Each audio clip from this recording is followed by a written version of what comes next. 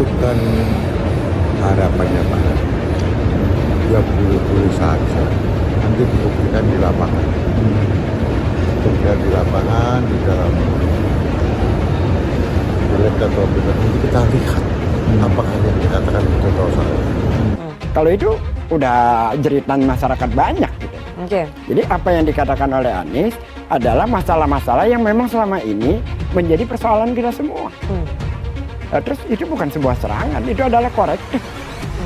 Saya kira integritasnya Anies dia nyatakan kepada semua. Jadi tidak dipilah-pilah. Seluruh kasus harus dibuka, harus transparan, dan semua harus dikerjakan. Kasus hukum itu. Jadi jangan memilih-milih. Saya kira itu sebuah keberanian dari seorang calon presiden yang diusung oleh Nasdem. Dia bercerita, menyatakan hal yang menjadi persoalan di Nasdem. Saya kira itu luar biasa. Itu menunjukkan sikap integritas dia. Anies adalah satu-satunya rektor di negeri ini yang membuat mata kuliah anti korupsi di kampusnya. Satu-satunya rektor. Jadi yang kedua, dia adalah komisi etik KPK.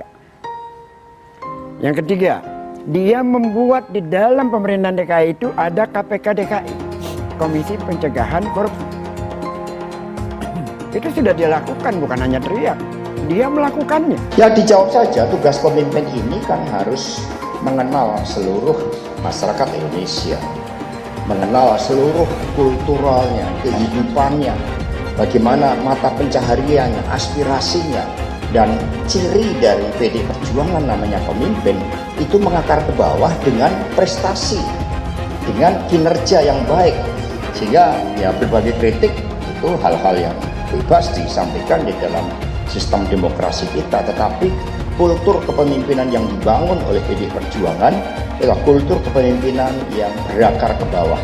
Bukan berakar ke elit, apalagi berakar pada politik identitas. Profil politikus PDIP yang frontal siap dukung Anies asal bisa lakukan hal ini. Dikutip dari suara.com, Dedi Yefril Sitorus, politikus dari PDIP yang saat ini menjabat sebagai sekretaris tim koordinasi relawan penangan Pilpres PDIP, tiba-tiba mengaku siap untuk mendukung Anies Baswedan dalam Pilpres 2024. Dedi menegaskan dukungannya akan diberikan jika Anies Baswedan mampu merumuskan strategi efektif untuk pencegahan korupsi saat menjabat sebagai presiden. Awalnya, Dedi merespon pernyataan Anies dan Agus Harimurti Yudhoyono (AHY), Ketua Umum Partai Demokrat, yang mengkritik penegakan hukum di Indonesia tajam ke bawah tetapi tumpul ke atas. Tudingan itu langsung dibantah oleh Dedi.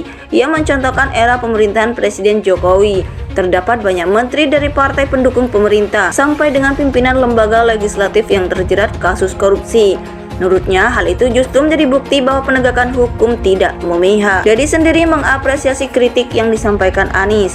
Ia berpendapat bahwa isu yang diangkat Anies itu adalah keresahan yang telah ada sejak era Presiden Soekarno. Karena itu, Dedi menegaskan dia akan memilih Anies sebagai presiden jika Anies mampu menunjukkan bagaimana mencegah korupsi dan masalah lainnya dari terjadi. Lalu, seperti apa profil Dedi Sitorus, politikus PDIP yang berani mendukung Anies dengan syarat tersebut? Dedi Yefril Hanterus Sitorus, dikenal juga sebagai Dedi Sitorus, lahir di Pematang Siantar, Sumatera Utara pada tanggal 17 November 1970. Ia adalah anggota Komisi 4 DPR RI dari fraksi PDIP. Dedi menyelesaikan studi S1 di Universitas Simalungun, Pematang Siantar pada tahun 1996 dan kemudian melanjutkan studi S2 di bidang Political Communication Advocacy dan kampanye di Kingston University pada tahun 2006. Sebelum menduduki posisi anggota DPR RI, Dedi memiliki pengalaman kerja di berbagai perusahaan. Di antaranya adalah PT Berkah Multi Cargo, PT PN3 Holding, dan PT Waskita Beton Precast, di mana dia menjabat sebagai komisaris independen. Ia juga bekerja sebagai peneliti untuk Asia Tenggara di IHS, Exclusive Analysis. Selain itu, Dedi juga aktif di berbagai organisasi, termasuk International Council on Social Welfare. Dedi Yefril Hanterus Sitorus, dikenal juga sebagai Dedi Sitorus, lahir di Pematang Siantar, Sumatera Utara pada tanggal 17 November 1970. Ia adalah anggota Komisi 4 DPR RI dari fraksi PDIP. Dedi menyelesaikan studi S1 di Universitas Simalungun, Pematang Siantar pada tahun 1996 dan kemudian melanjutkan studi S2 di bidang Political Communication Advocacy